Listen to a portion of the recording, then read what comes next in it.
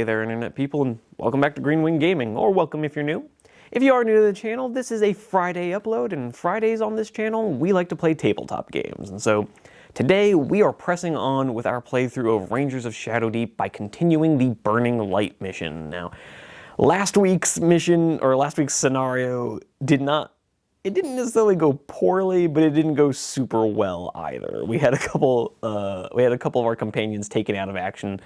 Our heroes arrived at the abandoned convent deep within the Shadowdeep, and have begun clearing the place out as they search for the mysterious relic hidden within.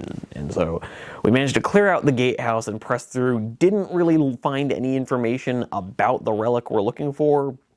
Took some damage, had a couple of our companions get taken out of action, but hopefully today's going to go a little bit better, or at least if we're going to die, we'll do it in glorious and spectacular fashion. So today we are pressing on to Scenario C, which is the courtyard. Now, last week was Scenario A, now we're going into Scenario C because that's the next adjacent room on the mission map. There is a Scenario B, but it's just not connected to Scenario A, so we're going to have to double back a little bit to get there. So, anyways, hopefully this scenario will go a little bit better than last week, but I'm looking forward to it. Rangers of Shadowdeep is always a good time, at least for me, anyways. I really am loving just how random the scenarios can become, because it really doesn't matter how much you've jacked up your character, you're still only 2 or 3 bad dice rolls away from having a bad time.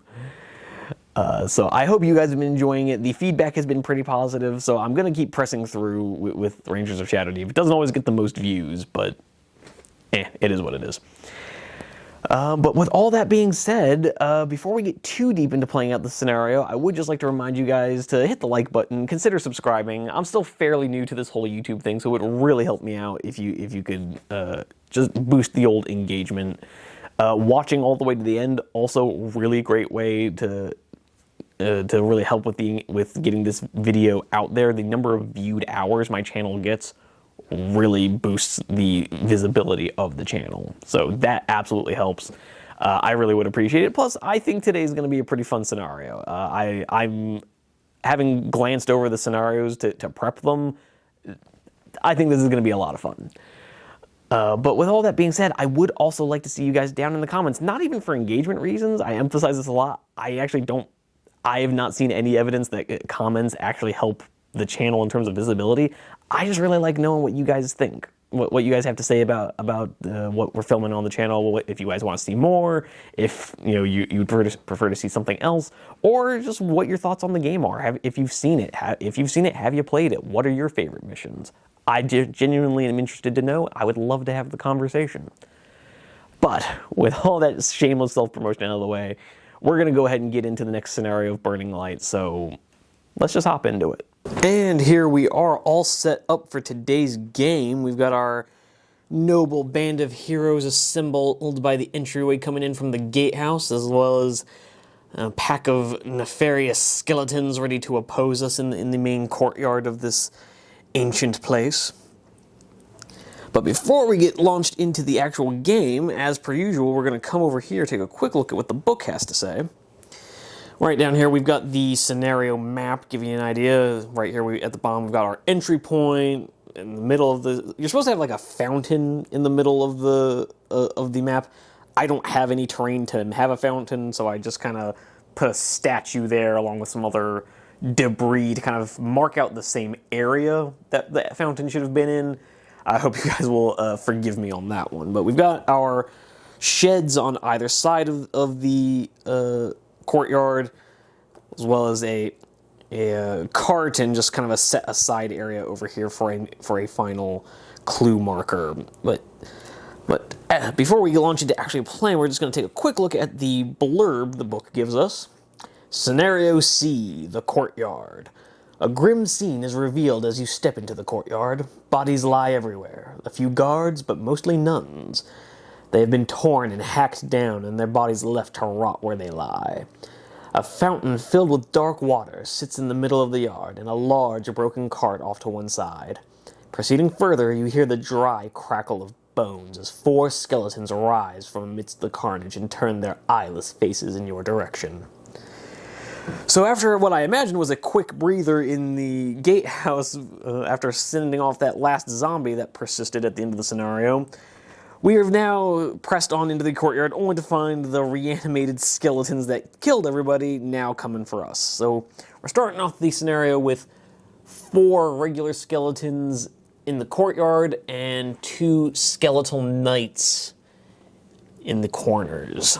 They will be coming at us pretty quickly, but just going to make a few quick last-minute preparations, and then we'll go ahead and get started with turn 1. And here we are at the start of turn 1.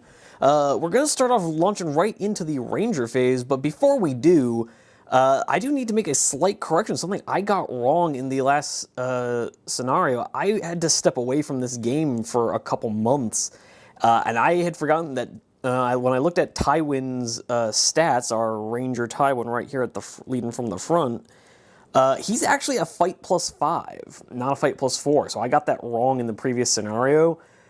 It's too late now to go back and correct it. It is what it is. It's fine. It's fine. We're just gonna have to deal with that moving forward. But I'm hoping by acknowledging it on camera with you guys, I'll be able to keep myself accountable and remember that he is in fact a +5 to his fight stat, not a fight +4. So that actually would have made a difference.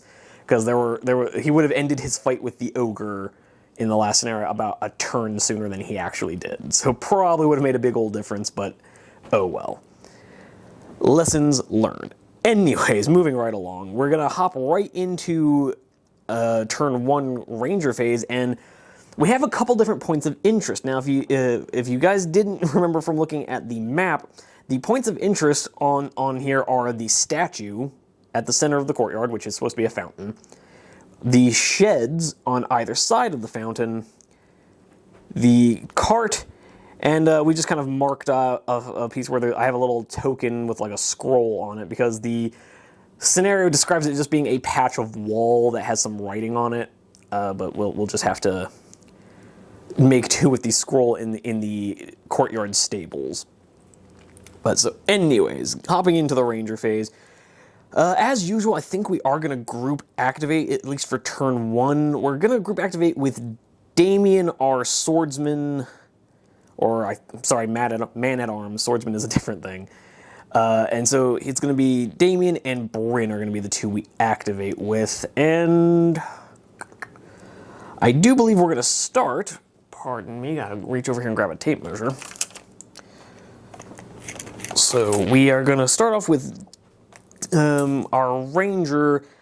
Actually, no, we're going to start off with our first action being from Bryn, our tracker, who's going to dial up a shot from his musket into this zombie over here. Now, the thing with zombies, or not zombies, skeletons. The thing with these skeletons is they have, like, annoyingly high armor, so it can be kind of hard to get any damage through, but they've only got the 1 hit point, so the moment you actually get any damage through, they immediately crumble. So hopefully Bryn can just dial up a shot at this zombie over on, or this skeleton. I'm going to do that this whole video, I swear. We're going to dial up a shot against this skeleton over here. So as the piles of bones kind of assemble themselves amidst the piles of dead innocents, Bryn, our faithful tracker, levels his musket to blow the head off his adversary.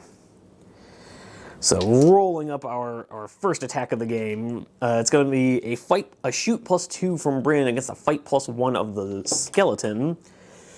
Oh dear, it doesn't look like this scenario is going to be any kinder to dear Bryn. His first shot misses, and he just ends up spending his second action reloading. That is unfortunate, but oh well. So our Ranger Tywin is going to be, much as I don't like it, he's going to have to double move into contact with this zombie just because I want to try and clump these guys as far back as possible so we don't end up with what happened last time with our entire party kind of bogged down away from all of the objectives. So Tywin is going to end up just doing kind of a double move into that skeleton with our buddy Damien doing much the same double action move into the skeleton. And that is going to be the end of our ranger phase, because Bryn missed his shot, and our buddies had to run forward to pin this skeleton in place. So, going on into the creature phase, and gotta remember to move Tywin's wounds with him. But going into the creature phase, we're gonna have this skeleton dial up an attack. Now, Damien has fewer wounds, so the skeleton is going to be obligated by the rules to deal with him first. So Damien normally is a fight +3, now a fight +4 because he's ganging up with Tywin. So it's going to be fight +3 to fight +1. Let's see if Damien can't make those odds work for him. No, he rolls a natural 1. The skeleton rolls a total of 14. Damien's got an armor of 12, so he's going to take 2 points of damage and go down to 10 wounds. That's not what we like to see. Not off to a great start. Okay, and then we're going to have this skeleton go ahead and move up its 9 inches, getting into combat with Tywin. Is going to take both of its actions, but we're not off to a great start, guys. And then this skeleton is going to do much the same, moving a total of 9 inches to get into contact with Bryn, although we are going to take that opportunity to have Gwyneth pile in, because our heroes can snap into combat if the enemy is less than an inch away. And then we're pretty much just going to have this guy really can't see Tywin and Damien, so he's just going to move his 9 inches towards the rest, coming around like that. And then we have to move up our skeletal knights in the corner there, so doing much the same, just dropping my tape measure on the floor, don't mind me. So we've got our skeletal knight moving up past the cart, looking to engage. Skeletal knight over here doing much the same, just kind of shumbling out of the stables to about there, which fortunately they're so far back that I won't necessarily have to deal with them right away, so that's something, I guess.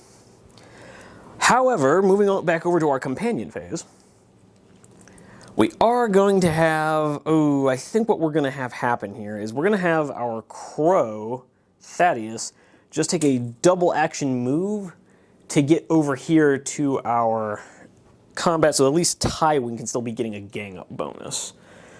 Because with that second skeleton getting into combat, Tywin would not inherently have one, but so Thaddeus is going to try and tip the odds back in their favor. We're just going to make sure Damien's actually properly in base contact.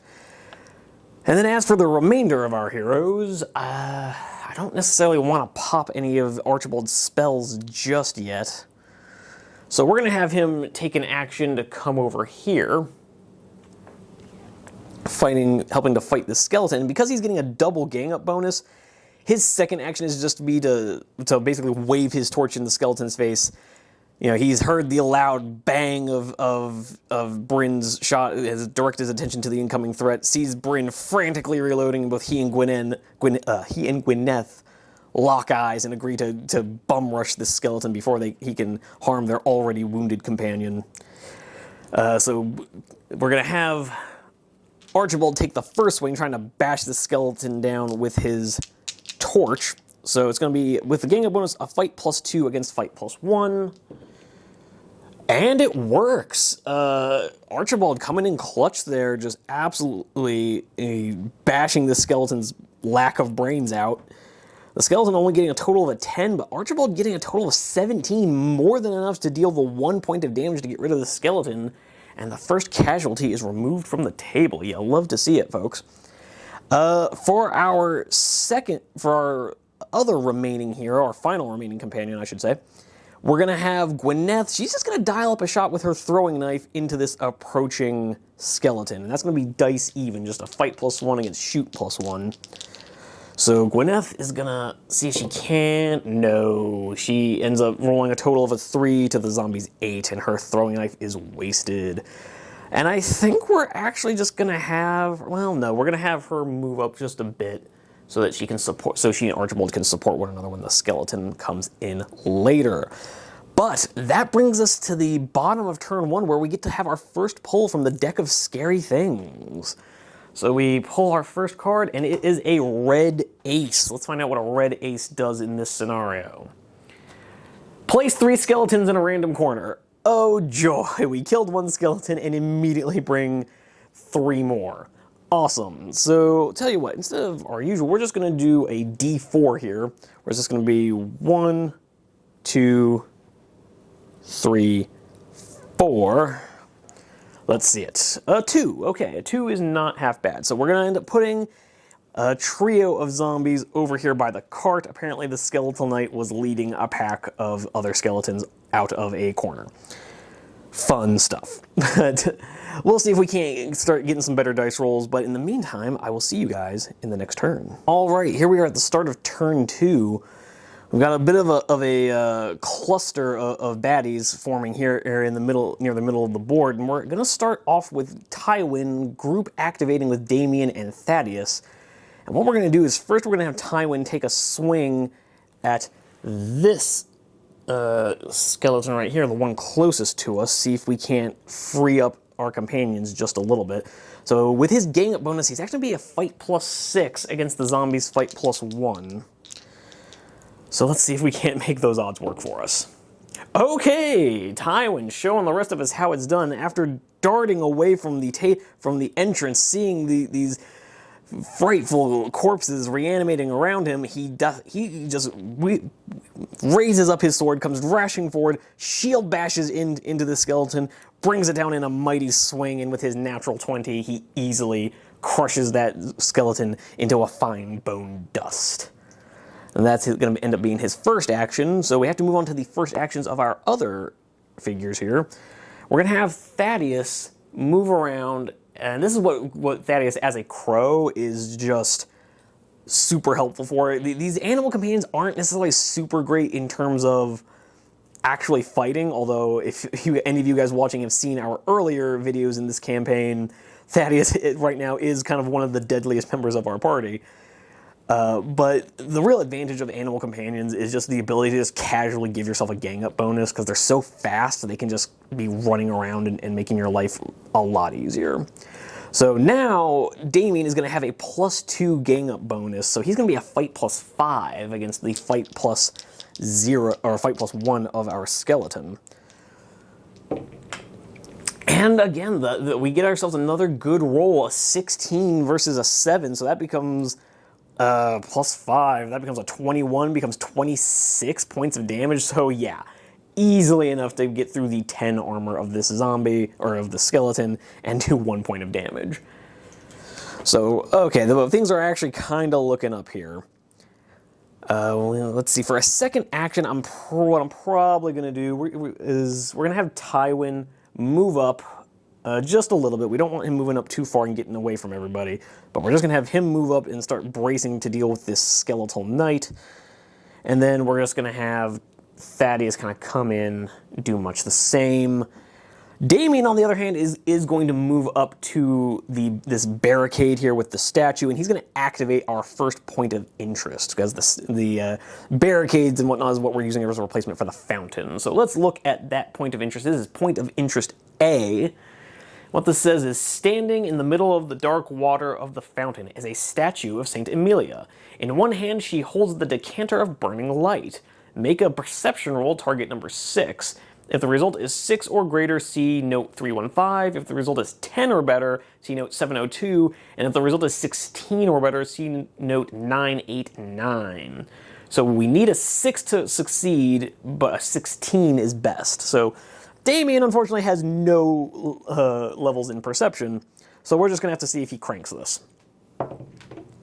He gets us a 10, so that's going to get us the middle note. So I'll have to see what that is at the end of the turn. I'm not going to just interrupt the clip to go look at the note. But we're just going to have to finish out the rest of the turn. But that brings us to the end of the Ranger phase, with Damien having successfully passed whatever this test was for the statue at point A.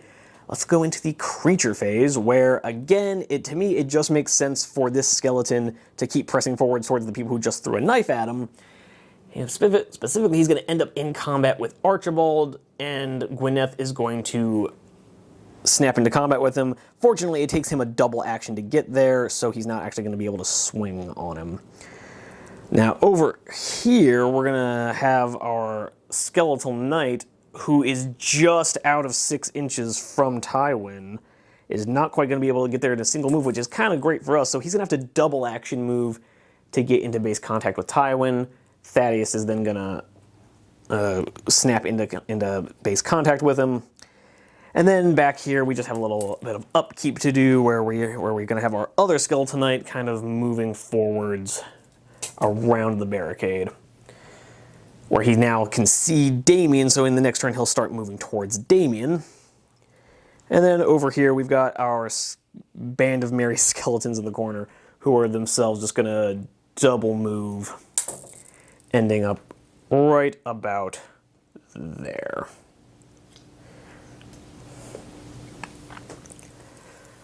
When the squad roll up. So yes, that brings us to the end of the creature phase. The creature's not getting to actually do much in the way of combat, which I'm feeling pretty good about that. I'm liking how I'm pacing out this combat, taking it slow and steady. I'm suddenly reminded of that, I don't know if you guys ever watched The Walking Dead, but season 3, when they clear the prison, all I'm going to say. If you know, you know. But moving right along, we're going to hop into the combat here, and I think what we're going to do is have Gwyneth start off, because she's got her bone sword that she secured way back during the 3rd core rulebook mission, and she's going to end up swinging on the skeleton with her bone sword, which gives her a plus. The bone sword specifically gives her a +1, I believe, against undead. And so she's going to be getting... She's normally a fight +0, so that would get her to a fight +1, but then Archibald ganging up is going to give us a fight +2 to the skeleton's fight +1. So let's see if she can't work this out in melee, where her throwing knife failed her. No, she rolls a natural 1. The skeleton scores a 13. That's not great. She's an armor of 11, so she's going to end up taking 2 points of damage, going down to 8. Oh dear. That's not what we like to see. But then let's see if we can't have... Ooh, do we want Archibald to do that too? Or do we maybe want to activate with Bryn and see if we can't... Conflicted. Tell you what we're actually going to do. We're going to activate with Bryn, but he's not going to go in to fight the skeleton. Instead, he's going to dial up a shot against the Skeletal Knight over here. See if he can't start chipping off some damage before he closes in on Damien. So it's going to be Bryn's shoot +2 against the Skeletal Knight's fight +3. So let's see if he can't help us out here. Oh, okay. Bryn actually does pull it out. He actually, as he is frantically reloading his musket, apparently his buddy's coming in performing Operation Meat Shield against the skeletons. It was enough to calm his nerves, because as he reloads, seeing his companions struggle against the skeleton, he levels his musket and blasts a shot into the Skeletal Knight, getting a total of a 15, with our Skeletal Knight only having an armor of 13. So, particularly with the +2 damage, absolutely going to be enough to cause the 1 hit point, because this Skeletal Knight, the thing with these guys is that they look a lot more intimidating. They have better armor, but have the same 1 hit point as the other skeletons. Because I guess when Joseph McCullough was writing these rules, he's like, well, a pile of bones wouldn't actually be able to sustain that much damage, which is fair enough. So Damien is that's going to be his first action, and rather than reloading, he's going to see the struggle of his companions and come charging in to help his buddies try to deal with the skeleton, and in which case Archibald is now going to attempt an attack, and is going to be a +2 fight with the double gang up bonus. So his fight +2 against the skeleton's fight of +1 works out for us, with Archibald rolling a 16 to the skeleton's total of a 10. Again, we are absolutely steamrolling these skeletons. This is actually working out really well for us. We've cleared out most of the board. And with that, Archie is going to be able to make a 6-inch move, making it to that hedgerow. We have actually broken loose. What's this? My heroes are actually capable of making it away from the starting point? I don't trust this. But with the companion phase coming to a close, we go back to the deck of scary things. You know, these, on the one hand, it's these shorter scenarios, these like smaller scale scenarios are a lot quicker to film, but I just like, the turns are going by so quickly, it's kind of throwing me off a little bit, particularly with these scenarios being only like 6 or 7 turns. We've now got ourselves a red 2. I promise I shuffled this deck, guys. But let's see what the red 2 is for us. Place 2 Skeletal Knights in a random corner of the table. Are you kidding me? We just got rid of a Skeletal Knight. God. Oh well.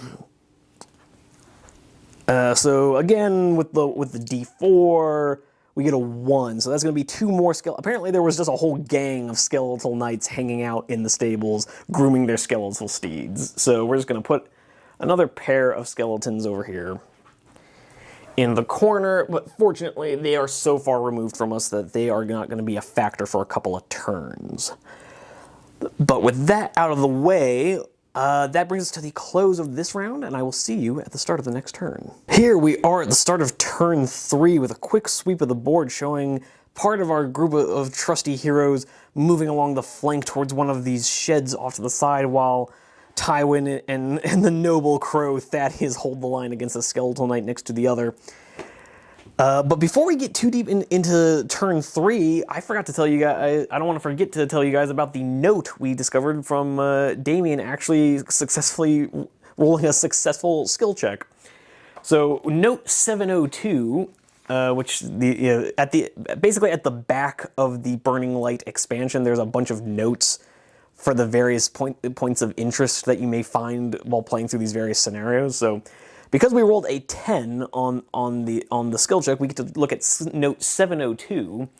And what that says is, judging by the ruined stump of the statue's arm and the fragments that lay scattered around the statue's other hand, used to point towards the library. You search a bit further and find a small jeweler's hammer lying nearby. While it is obvious that this was used to smash the statue's arm, it is quite a dainty tool for any servant of the Shadowdeep. Gain 6 XP. So Damien has earned a 6 XP, and clearly someone not working for the Shadowdeep has destroyed the arm of the statue which used to hold the decanter of St. Emilia. So the relic was on the statue at one point, it just ain't there anymore. And it's likely that someone who worked here at the convent is the one who took the decanter. So we'll have to see if we can't figure out where they went. So apparently, according to this clue, the arm used to point towards the library, so maybe we should check out the library. But anyways, with all that out of the way, we're going to go ahead and hop over into turn 3, Ranger phase. We're going to have Tywin group activating with Damien and Thaddeus yet again. So Damien, now that he's no longer being menaced by a Skeletal Knight, is just going to hop this barricade and see if he can't help out his buddy Tywin with dealing with that skeleton. So with the double gang up bonus, once again going to be a fight +5 to the Skeletal Knight's fight +3. So let's see if he can't make this work. It's dice even, so they've both rolled a 16. Man, I suddenly wish I was playing D&D. That would be an amazing roll, even with disadvantage. But so with so literally the thing that makes the difference here is the gang up bonus. The fact that his friendship makes all the difference. The fact that his friends are here literally gives him enough of an edge. So as Damien is examining the statue, sees he looks up just in time to see a Skeletal Knight approaching, only to be blasted into bits by a musket shot from his companion Bryn. Looks over to see another formidably armored skeleton charging towards Tywin, leaps over the barricade, shield bashes the skeleton to the ground, driving his sword through its skull to keep his foe vanquished. Having gained some insight as to where their quarry may have gone. But so with that out of the way, that actually puts us into a bit of a quandary of we've now successfully dealt with the Skeletal Knights. On the one hand, Damien is not in a position to back up because he's already used both his actions. I don't necessarily want to charge in to these skeletons. tell you, and I particularly don't like the idea of feeding Thaddeus into that meat grinder. So what we're going to do is we're going to have Thaddeus kind of fly back a little bit. Be safe, crow friend. And we're going to move Tywin up just a little bit to make him the nearest, the nearest foe. And now he should be within attack range of the skeletons. So we'll see if we can't make that work for us. A lot of this is looking to be a management of ranges with the enemy. So Tywin has completed his first big dash, across securing the middle of the courtyard, and now actually pretty well positioned to tie up the bulk of the enemy forces in this in this courtyard. But that does bring us to the end of the ranger phase, which means it's now the creature phase. So going with the creature phase, we have to move. The rules state you are supposed to move the closest enemies first. So our forward enemy is going to take a first action. Let's make sure he's within 6. He is. So our enemy is within 6, which means a single action will get him there. And Damien is going to take that opportunity to snap into combat with him. However, this is one of those weird things where, strictly speaking, the skeleton should now fight Damien because he's got fewer hit points than Tywin.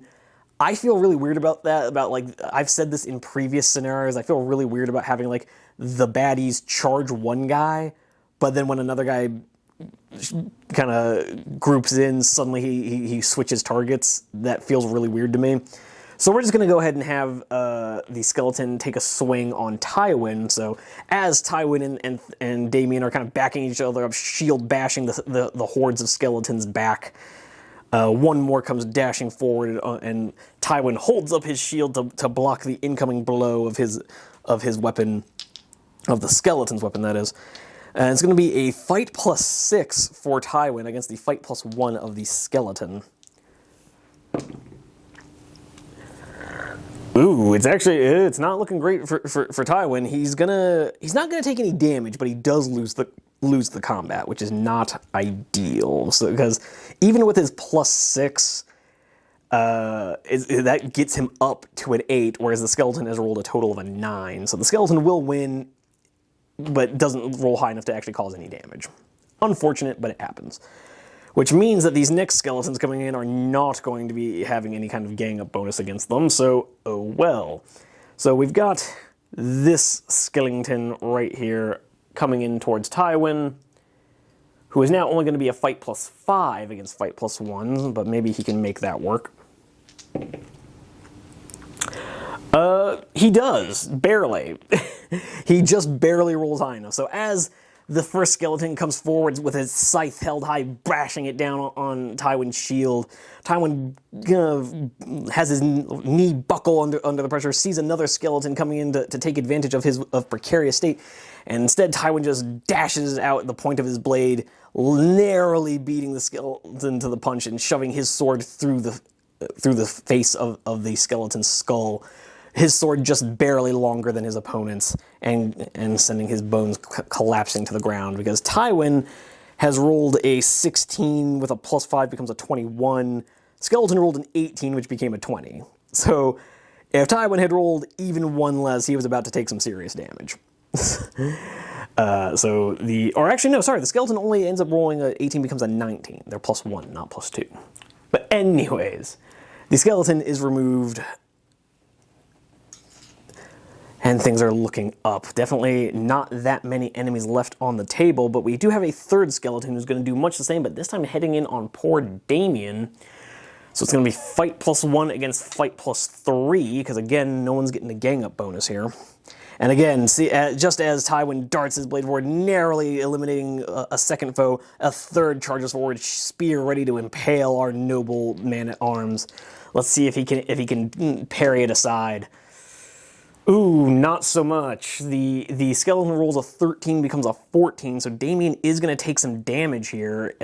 So he's got an armor of 12. He's going to take 2 points of damage, going down to 8. So there we have Damien's wounds adjusted there.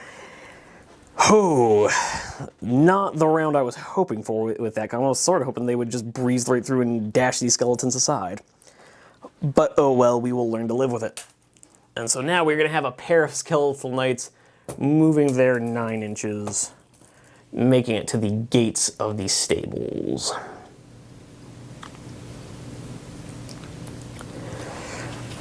Okay, so that brings us to the end of the creature phase, which brings us over to the companion phase. So Operation B Squad.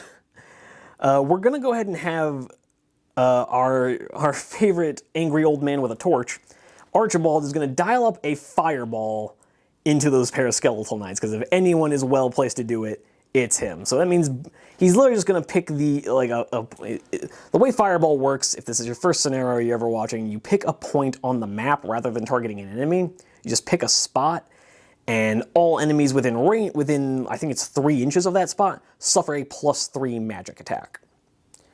So basically it's going to be shoot +3 against fight +3, and if Archibald can do literally any damage to these guys, he's going to kill them. So hopefully he can maybe rid us of at least one of them. So let's see. Dice even. And okay, our first roll is a natural 20 against the skeletons 14. Needless to say, a 20 +3, then plus the 5 extra damage for the crit bonus means that this first skeletal knight is evaporated. So unlike the fireball he used in the last scenario, this one actually manages to connect with the enemy, finding a gap in the first knight's armor, blasting him to bits. But let's see if the other knight was able to get his shield up in time. No, he was not. This time Archibald rolls himself a 14, becomes a 17. Our skeleton rolls a 12, becomes a 15. More than enough damage to do the 1 hit point to the skeletal knight. So apparently Archibald was so unimpressed with his behavior, he just really came to play this round. He has bashed open a skeleton's head with his torch, and then walking forward sees more coming out, and just in true angry old man fashion says to leave him the hell alone, blasts out a fireball, evaporates the skeletal knights, blasting them away from the stables. You're the best old man angry old man we've ever met. Archibald, never change. And for his second action, he's just going to move 6 inches towards this shed. All right, and that is going to leave our 2 other companions here. Now, Bryn is still unloaded, so his first action is going to be to reload the musket. Can't be walking around with an empty gun. And then for his second action, he's going to take his 7-inch move. Come back up his angry old buddy. Firearm meets fire magic. And then Gwyneth here has actually not taken any actions so far, so she's going to get to double move for 10.5 inches and end up right next to her buddy, Archibald,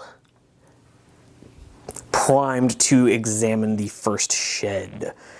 And with that out of the way, that gets us to the bottom of turn 3, and it's time for another trip to the deck of scary things. And we get ourselves a red 6. What does that look like? All right, let's see it. Red 6.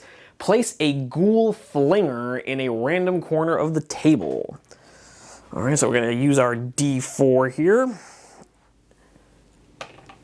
And we get corner number 1, so that's going to be back there in the corner. So not only were there 3 skeletal knights hanging out back there, there was also a ghoul, apparently. I'm going to go ahead and get that set up, and I will see you guys in the next turn. And here we are at the start of turn 4. Tywin and Damien still very much locked in combat with the oncoming posse of skeletons. And once again, Tywin is just going to group activate with Damien and his faithful bird friend. This is just squad goals right up here, working as a team. So we're going to have Thaddeus take his first action to get in on the skeleton, offering a gang up bonus. So now Tywin is going to go back up to a fight +6 against this skeleton. And hopefully that should be enough to deal with him. One hopes. And it should be, yeah, because the skeleton has rolled a 4, becomes a 5, but Tywin has rolled a 9, becomes a 15. Skeleton's only got an armor of 10, so he takes his 1 hit point and evaporates. Tywin, apparently, after glancing that scythe off his shield and bashing open the skull of an oncoming skeleton, Thaddeus comes flopping in to tie up the scythe, making it hard to move, giving Tywin just enough time he needs to ram his sword down, to pull his sword free of the first skeleton and come bashing it down onto the head of the others. He is just in wood chopping mode at this point. Which leaves them both freed up. Oh, this guy should be in base contact. And then Thaddeus, our crow, for his... Oh, we actually can't have them taking any second actions because Damien has group activated. So, unfortunately, rules as written, Damien is going to have to act on his own. So he's going to be swinging on the skeleton, just fight +3 against fight +1. Let's see if he can't make this work. He can. Apparently the dice have decided to favor the good guys today. So Damien rolls himself a 13, becomes a 16. The skeleton rolls a 2, which is, who cares about his bonuses there? He would need like a +20, like a +15 to win that fight. So yes, yet another skeleton bashed open as the scythe skeleton collapses next to him. Damien is able to get some leverage to move his shield and navigate the enemy's spear away, bashing his sword into the ribcage of that skeleton and absolutely blasting him apart. Which means, as of right now, we have a table with like one enemy back in the corner over there. So Tywin, with his second action, is going to approach this shed over here, which is our second point of interest. In fact, let me check. It is point of interest D. So we are going to look at what D is. The shack is locked. Make either a picklock roll or a strength roll. To open the door, you may attempt these rolls as many times as you like. If successful, see note 444. So we're going to go with the lockpick roll. It is a target number 8. I don't think Tywin has any levels in lockpicking. He usually leaves that sort of thing to Gwyneth over there. So let's see if he can crank an 8 or better. No, he rolls a 3, so that's not going to work out, but oh well. For second movements, we're going to have Damien move 6 inches towards the cart, and Thaddeus is just going to kind of keep up a little bit. Because right now, Tywin should be more or less safe. And with that, we move on to the creature phase, which literally just amounts to this ghoul over here, moving a total of 9 inches and getting himself to the edge of the stables, emerging with a moan as the rest of the party is just like, man, would you take a hint? So that gets us to the end of the creature phase, and now what we're going to do is have Bryn sees this ghoul coming out with his gun leveled at the ready. He's backing up Archibald and Gwyneth as they kind of cautiously begin to approach the shed. He sees this ghoul emerge, levels his gun, and says, dodge this. And it's going to just fire off a shot. Let's see, fight +2 against shoot +2. And Bryn actually, again, I think this might be the first time he's been useful 2 turns in a row. Normally he does something useful and then that's like it for him for the game. So Bryn has rolled a 16, becomes an 18. The ghoul has rolled a 15, becomes a 17, so Bryn does win the roll-off. Now, 18 damage would normally not be enough to deal with this, but remember, his musket is using the rules of a crossbow, so he gets a +2 damage, which becomes 20 damage, which is exactly enough to kill the ghoul in a single shot. Kablamo. So we are now dealing with a completely empty board with no enemies left to deal with. And with that being said, Bryn's second action is just going to be to reload that musket. I don't really, as handy as he's finally turning out to be, I don't want him walking around unloaded. So with that being said, I think we're going to have Gwyneth move up to this shed, which is point of interest C. And looking at it, let's see, the shack is locked. Make either a picklock roll target 8 or a strength roll target 15 to open the door. You may attempt these rolls as many times as you like. If successful, look at note 238. So Gwyneth is going to use her lock-picking ability. She gets a +5 to this, so literally just needs a 3 or better. And she rolls a 7, so she is in fact going to open that door, and I will tell you what that note says in just a bit. But finishing out the companion phase, we are going to have Archibald start feeling a little bold, and he's going to move his 9 inches, getting into the stables here to go look at that final investigation marker. We are doing so much better than last time, guys. This is actually really working out for us. But with that being said, that brings us to the end of the companion phase, so it is time to return to the deck of scary things. Let's draw the red 4. Oh wow, the red 4 on turn 4. So, place a skeletal knight and 2 skeletons in a random corner. I swear to God, if Archibald walked into that corner just in time to get ambushed by a bunch of skeletons. Come on, let's see what happens. No, we've rolled a 2 on the corners, so that means the skeletons are actually going to show up over here by Damien. All right, I will get that looked at, and I'll find out what was waiting for Gwyneth in the shed, and I'll see you guys in the next turn. All right, turn 5, and it turns out what Gwyneth found here in the shed was a dog tied up against the other end of the shed wall, probably left there when the guards and nuns of the convent were slaughtered. And unfortunately, it has been tied up there ever since, which is actually surprisingly heartbreaking. But we can now make a leadership check, looking for a 10 or better, to see if we can't make that dog join our party as a free companion for the rest of the mission. So let's see if that works out. Oh, and Gwyneth cranks that leadership roll with a 17, so we now have a free dog joining us for the rest of the mission. So I'm going to wait till the end of this round and then put him on the table just because I don't feel like having a second clip just for that. But, so we are going to have a free hound joining us for the rest of the mission. We now have the goodest doggo to play companion to Thaddeus. Hopefully they don't fight.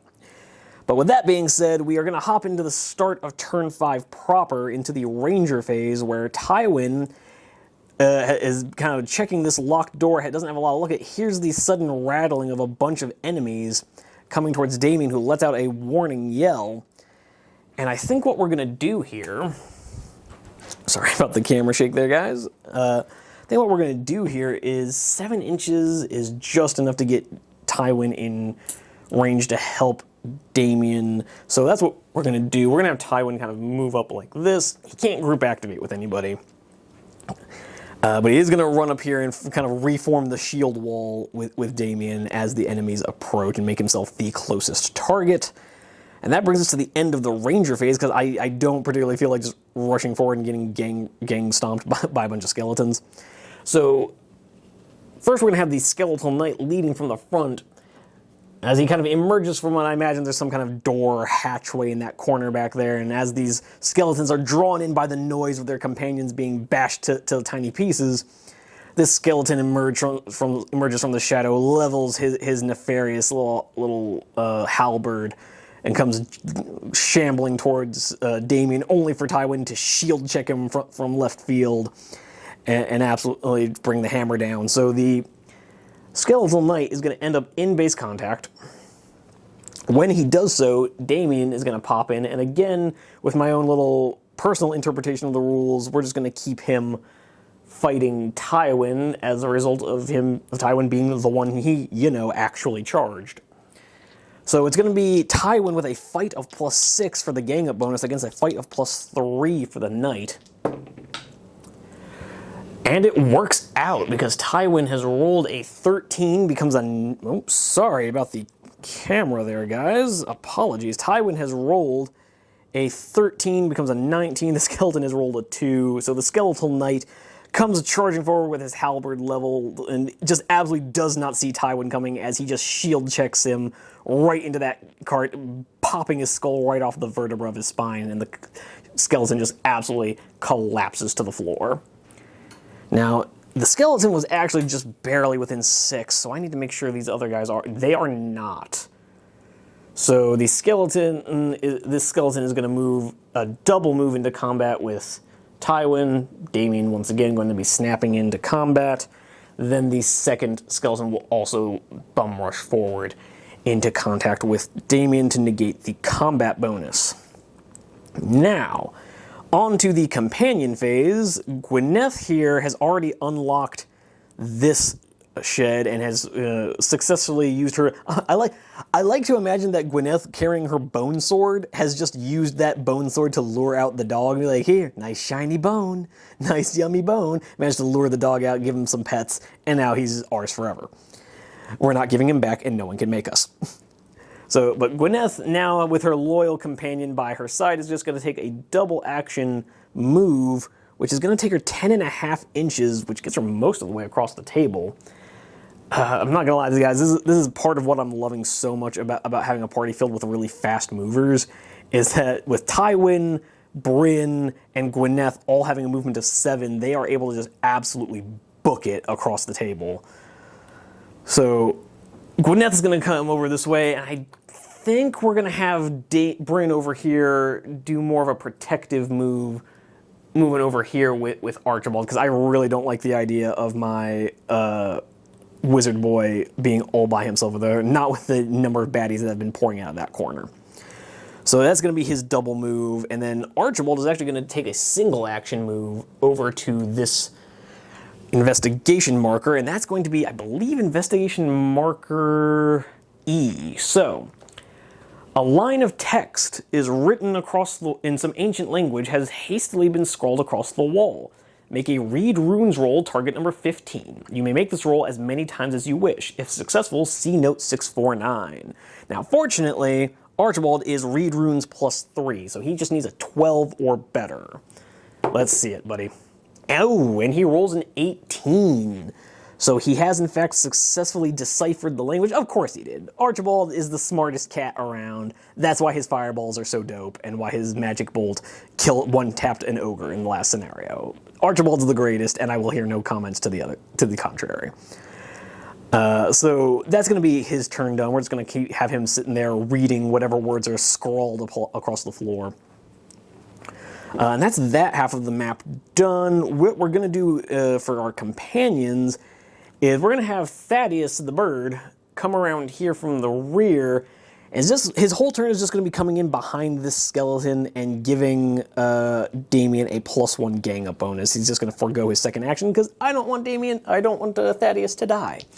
You can call me a metagamer all you want. I don't want my best bird boy to go to the forever box. So Damien is now going to have a +1 gang up bonus against these skeletons, so he's going to be fight +4 to fight +1. So let's see if he can't make that work. The answer is sort of. Actually, no, not even a little bit. Damien has rolled a 10, becomes a 14, but the skeleton has rolled a 14, becomes a 15. So Damien is going to take 3 points of damage and go down to 5 wounds, which is not what we want to see. Or at least it's not what I want to see. Maybe you guys are all for it, seeing my guys get slowly degraded. But what we're gonna do is, yeah, that's kind of it. That's Damien's first action. He can't make a second attack, and I don't particularly feel like having him move away, take an opportunity attack. So that's just kind of where he's stuck. But all in all, things not looking half bad. We've only got the 2 more investigation points to look after. We've gotten to the end of turn 5. Strictly speaking, only 1 turn left to go. So actually, you know what? As counterintuitive as this is, I actually do think we're going to have Damien back up because I really want to investigate this wagon. So he is actually going to back up and take an opportunity attack from the skeleton. So he sees him backing away. Skeleton is going to make his opportunity attack of +1 to Damien will still have the gang up bonus, so +4. Now, opportunity attacks, I don't believe you're allowed to, I don't think in an opportunity attack you're actually allowed to do damage to the person doing attack. And even if you are, I'm going to say you can't, because that feels really weird that Damien is backing up, running away, but somehow does damage to the skeleton. So even though Damien has successfully rolled higher, he's rolled a 12, becomes a, oops, focus camera, he's rolled a 12, becomes a 16 to the skeleton's total of 6. It feels really weird to have the skeleton die there. That starts to feel like a little bit of a metagame move, so we're just going to have, say Damien backs up and kind of absorbs the charge of the skeleton and then just kind of pushes him back with a shield, backs up, trying to get a look at what's in the cart. So yeah, that's what we're gonna have happen there. So Damien's just gonna back up, standing next to the cart, hoping to interact with it in the next turn. But with that being said, we've reached the end of turn 5, so let's see what we've got here. And that is the red 3. So what does red 3 mean for us? A pair of zombies explode out of the water of the fountain. Any hero adjacent to the fountain should make a move roll target number 20. If only one hero fails, place both zombies in combat with it. If 2 heroes fail, place 1 zombie in combat with each. If more than 2 heroes fail, randomly determine which 2 are in contact with zombies. If there are no heroes adjacent to the fountain, or if none have failed the move roll, place the zombies adjacent to the fountain at least 1 inch away from any hero. Alright, so Gwyneth is kind of where the fountain should be. So unfortunately, she's going to be the only one making this move roll. So it's a target number 20, she's movement 7, so she needs to roll a 13 or better. And she rolls a 19, okay. So, I mean, now that I think about it, that's actually not going to do much for her, considering the creatures are going to get to move before her. But oh well, I'll get those guys, put it on the table in just a sec. At least they're not in base contact, so they'll be fighting her one at a time. But yeah, that brings us to the end of turn 5, and I will see you guys at the start of the next turn. And here we are at the start of turn 6. It's going to be the last turn with an event card, which, strictly speaking, should make this the last turn, but again, it feels really weird having an event card with no effect, so I typically do a 7th turn immediately after, just so the event card isn't meaningless, because that just feels kind of bad. And what we're going to have here is Tywin is close enough to be group activating with Damien and Thaddeus. So Tywin's first action is going to be to fight this skeleton he's in contact with. And because it's so late in the scenario, I'm just going to go ahead and have him pop his frenzied attack ability. Although it just occurred to me, I forgot to bring Gwyneth's wound markers with her. Alright, so we are going to have Tywin pop his frenzied attack ability, which is going to give him an additional +5 to his attack roll. So he's going to be a +10 to the skeleton's +1. So please tell me that he doesn't somehow lose this roll off. No, he does not. In fact, he didn't need to use his ability at all. He rolled an 18 to a 6 compared to a 16. So his ability is kind of wasted, but whatever. I don't mind being safe about it. So Tywin has, after having shield checked the skeletal knight into oblivion, is now currently absorbing the entire charge of these skeletons. And after stomping out the skull of the skeletal knight, sees these skeletons coming on, checks them, puts a shield between him and them, and absolutely just rips his sword upwards through the skeleton's ribcage, and then popping his blade back to burst the skeleton apart. Kablamo. And with that being done, we are now going to go over to Damien's first action, where he's actually going to interact with the clue marker, because we don't have a lot. While we do, I am going to give us one more turn. I would rather get this over with. So this is going to be interaction point B, where a large cart sits quietly in the corner, one of its large wooden wheels smashed beneath it. You can just see a long, slender arm poking out from one corner. Make a strength roll target number 12. If you make this roll, you can make this roll as many times as you wish. If successful, see note 151. So the cart has collapsed on top of somebody, and Damien is going to see if he can't move the cart to see who's under there. Fortunately, he does have a strength of +2, so he's only going to need, let's see, what was the check again? So he's only going to need a 10 instead of a 12. Oh, but he rolls a 6. Let's go ahead and pop our Hand of Fate reroll for the game. We're almost done here, so nope, still nothing. Rolls an 8, becomes a 10. We needed a total of 12, but we are going to have a turn 7, so I guess we can try it. And Thaddeus is just going to burn his turn. I don't like the idea of him fighting alone. And then Tywin is going to move in to back up Thaddeus, as Thaddeus is pecking away at the skeleton, drawing his ire. And then, I guess, Damien for his second action. I think for his second action, he's going to try again. He's going to keep on trying to get this skeleton, to get this cart up and moved. So let's see if he can't roll that 10. He does. He rolls a 15. So Damien has rolled his 15, has successfully opened up this, moved aside this cart, and is now going to be able to look at note 151, I believe it said. Yes, note 151. So we'll see what that says as the last thing we do for this game.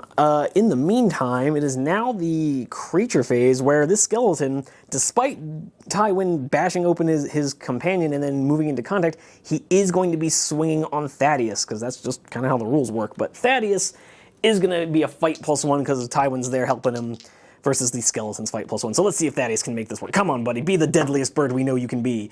No, not even a little bit. He, oh no. Thaddeus goes down. The skeleton has rolled a total of 17, which Thaddeus only has an armor of 14 and 1 hit point. So let's see what happens to Thaddeus. Thaddeus rolls a 19 on the out of action table, so he's going to be a full recovery. He's going to be just fine, guys. Don't worry, we don't believe in killing pets on this channel. But yes, that's going to be that enemy done for. But now we have to resolve these two zombies lurching out from under the statue towards Gwyneth. The first one's going to move in for his first action. His second action is going to be to attack. So Gwyneth is going to have a +1 from her bone sword. See, you know, kind of after having lured the dog out of the shed, is now using the same bone to bash zombies to death with it. So her fight +1 against a zombie's fight of +0. Okay, and she has rolled 17 to the zombie's 10. All right, she came to play, and that's actually literally the exact amount she needed to kill the zombie in one go, because the zombie has an armor of 12 and a health of 6. So with her roll of a 17 becomes an 18. That's a dead zombie. So she's just kind of rushing away from the shed to try and get the other one to see what other goodies she might be able to get her hands on. These zombies come lurching out from under the statue behind her, just whips around at the barking alert of the dog, and bashes a zombie's head clean off its shoulders, Walking Dead style. Michonne, eat your heart out. But we have our second zombie closing in. Can she repeat her luck? Can she roll another 17 plus? No, not even kinda. But she does roll better than the zombie. Well, actually, she rolls the same as the zombie. But the zombie is a fight +1, and her bone sword is giving her a the zombie is +0. Her bone sword giving her a +1 means she actually wins the engagement, even if it doesn't cause any damage, which means she gets to force the zombie back. Which means she will not be engaged on her turn. So good job, Gwyneth. I gotta be honest with you guys, I thought she was done for. I thought she was donezo. But instead she's she's channeled her inner Walking Dead and bashed one zombie open and shoved one back to get shot by her buddy with the musket. So in the companion phase, we're just going to reward excellence here, and we're going to have Gwyneth just use her first action to move in contact with this door, and she's going to try and pop it open with her +5 lockpicking. And she rolls a 10 +5, more than enough to pop open the door to this shed over here. So for D, that's point D. So we're going to be looking at note 444. Okay, so we're going to have 2 notes to look up at the end of this turn. As for the rest of the companion phase,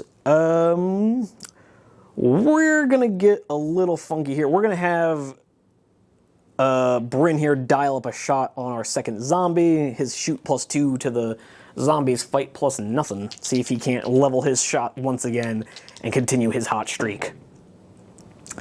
Well, actually, he does win that fight. His +2 to his 11 with a +2 is still better than the zombie's 12 with a +0. So he's got a total of 13, and with another +2 damage, that becomes a 15. So it's going to be a total of 3 points of damage, dropping the zombie to 3 wounds. So then what we're going to do is we're going to have Bryn's next action is just going to be to reload the musket. So again, as Gwyneth kind of shoves that zombie off of her, here's the shot boom out, blast a chunk out of the zombie. She just kind of assumes it's down, turns around and finishes her jog over to the shed to pop it open. But Bryn sees the zombie starting to move again, starts frantically reloading his musket, as Archie is going to just pop over here, see Buddy Boy over here still getting up, and he's going to dial up a magic bolt, which is going to give him a +5 shooting attack against the zombies plus nothing, because we don't like zombies. Everyone in my crew hates zombies. But apparently the zombie is completely resistant to magic bolt, because the magic bolt, to be fair, is a +5 magic attack. But that one, with his roll of a 9, it'll only get him to 14, where the zombie rolls a 15. So the bolt just kind of blasts off the cobblestones around the zombie, doing no damage. Which brings us to the end of turn 6. So let's go ahead and look at our last draw from the deck of many things. It's going to be number 5. So red 5, place a tortured soul on top of the cart. Oh dear. Tortured souls aren't really that big a deal. You don't actually fight them. They're kind of weird monsters. You don't make any fighting attacks against them. They just kind of stop you from being able to do anything. And in order to be able to move away from them, you have to basically roll a natural 20 on a will check. So that's going to be a little weird. I'm not even going to put him down on the table. Just we're going to go ahead and play out this kind of ad hoc turn 7. See if we can't work this out. So yeah, I'm going to have to ask you guys to use the power of imagination. There's a spooky ghost coming out of the cart from whoever was underneath that cart, the spirit of whoever was underneath that cart. And going into the ranger phase, we're going to group activate with Tywin and Damien. Tywin's going to take his action to fight that skeleton. Fight +5 against fight +1. Tywin gets a total of a 19. Again, after going turbo beast mode, stomping out the skeleton next to him, again, rushing in to try and save Thaddeus, sees Thaddeus get swatted down for the second time in 2 scenarios. Tywin is overcome with concern for his feathery friend and just bashes down shield and sword in one kind of massive hammer strike, blasting the skeleton apart. And then Damien, for his action, is just going to try and make that target number 20 will roll. He's got a will of, I think, plus nothing, so he's going to need to roll a natural 20.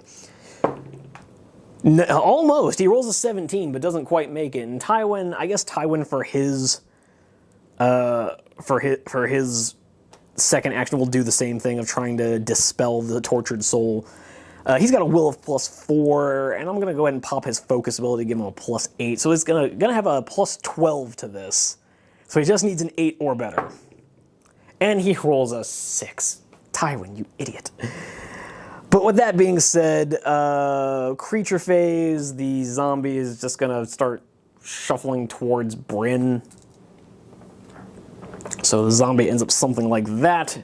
Companion phase, we're not really going to do much. Like I said, the tortured soul literally doesn't do anything. It just kind of stands there not letting anybody move until you dispel the tortured soul. That's pretty much it. So the zombie starts moving forwards towards Bryn and Archibald. Bryn dials up, kind of frantically manages to reload as I look around for my D20. And levels his musket once again at the shuffling zombie, blasting another shot at shoot +2. And another final roll of a 15 is going to be literally exactly enough. Well, hold on. A 13 with his shoot +2 becomes a 15, with another +3 becomes an 18. Where was that a turn ago, bud? So his final shot, we're going to give it to him. We're going to give him some praise here. Good job, buddy, because his last shot did drop the zombie, the last real threat on the table. And with that being said, that is going to bring us to the end of our scenario. So I have a pair of notes to look up for you guys, and we're just going to do this live. So we need 151 and 444. Let's flip over to that. So 151, this is what for the note that we got for moving the cart. You lift the cart and shift it about, revealing the body of one of the nuns. It is unclear how she died, and you don't have the heart for further investigation. However, a small leather bag lies next to her, and in that you find a potion of healing. This can be used now or given to any hero. It takes up an item slot as normal. So we're... with Damien being so low on healing, on hit points, we're just going to have him go ahead and pop that healing potion and get taken back to full. So Damien is going to finish this scenario out with having taken no damage, thanks to the healing potion he found. And then moving on to note 444. Oh, and we also gained 3 XP for that. So we're at a total of like 15 XP, I think. Because, yeah, 6 for there, 6 for there, another 3 for there. Oh, no, so we're at 18 experience. And then on to 444. So this shack contains gardening tools, most of which are old and in poor repair. However, there is one sickle that has a keen edge. This sickle counts as a hand weapon and can be carried by anyone who can use one, gain 2 XP. So that gets us to a total of 20 XP for our investigation markers. We're just going to cast the sickle aside. It literally makes no difference. It does absolutely nothing for us. Everyone here either has a hand weapon or something better. But with that being said, we have reached the end of the scenario. We're going to go ahead and do our healing rolls live because Tywin here is going to automatically going to go up 3 hit points to 15. But we're going to see if he can't pass a survival check of +8. He's already a survival of +3, so he needs a 5 or better, and he rolls a 19. So he's actually going to go up to 17 hit points. So this casual stroll through the courtyard, bashing apart skeletons, seems to have been just what the doctor ordered. We're somehow in better health than we started. And then Archibald's still completely fine. Gwyneth is going to go back up to full hit points because she just gains 3 hit points which is just the normal for between scenarios in this particular mission. So she goes back up to full health. Bryn here also going to gain 3, going up to 11. But let's see if Tywin can pass another survival check to give him another +2 to get him back to full. He does. He rolls a 17, more than enough for that survival roll. So Bryn here is also going to be finishing off better than he started. Bryn came in here at half health, is leaving at full health. So yeah, this scenario going much better than the last one, but we're going to talk a little bit more about that in the outro. I'm going to tally up the experience and see how things shake out, and I'll see you guys in the outro. And there we have it, folks. That is another game of Rangers of Shadowdeep in the bag. This one going noticeably better than last week. Only Thaddeus really being taken out of action, but once again, bouncing back like nothing happened. This is the only bird I've ever seen who can get hit by a zombie, slashed by a skeleton sword, and still be flapping around like it's nothing. Truly, Thaddeus is the greatest of our heroes. But with all that being said, we got about a total of 46 experience between our investigation markers and the enemies that were killed. Not enough to level up, but 2 of our companions did finally hit the 10 progression point mark, which we haven't covered that in a while. So just a quick reminder, every time a companion finishes a scenario without being taken out of action, they get a progression point. So Thaddeus obviously starting to fall behind a little bit. But other than that, Gwyneth and Archibald, oddly enough, are the 2 that have reached the 10 progression point mark, which means they each get +1 health. So every 10 progression points, they get a bonus, which actually means they're only ever going to get, like, to the 2nd progression, because there aren't enough scenarios released for them to get a 3rd. So hopefully Joseph McCullough will maybe see this and put out some more missions. Put out some more missions, Mr. McCullough, if you're somehow watching this.